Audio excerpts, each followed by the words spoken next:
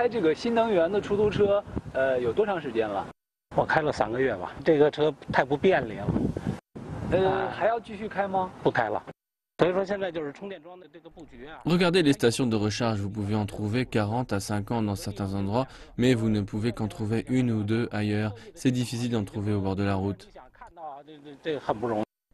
Pour recharger leur véhicule, les conducteurs de taxi utilisent une application. Ils branchent leur voiture, ensuite il faut environ 7 heures pour une recharge complète et 90 minutes pour une recharge rapide.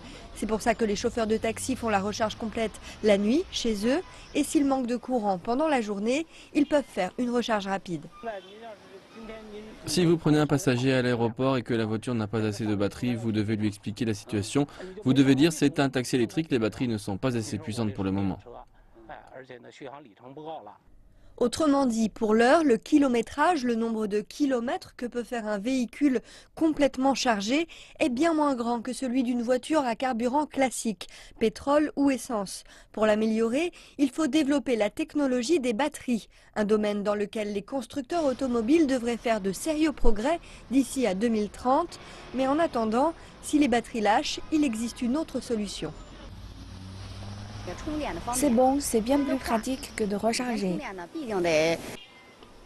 Changer la batterie ne prend que 5 minutes, tout au plus. Comparé aux 90 minutes de recharge rapide, c'est bien plus efficace. Le nombre de ces services devrait atteindre 200 d'ici la fin de l'année à Beijing.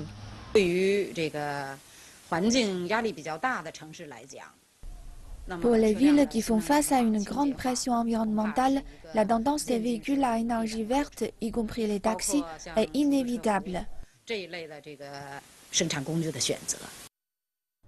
D'après les autorités, d'ici à 2020, il y a 5 millions de stations de recharge électrique dans le pays et pas moins de 80 millions d'ici à 2030. Cela fait un véhicule par station, alors il n'y aura plus d'excuses pour ne pas changer pour un moyen de transport plus vert.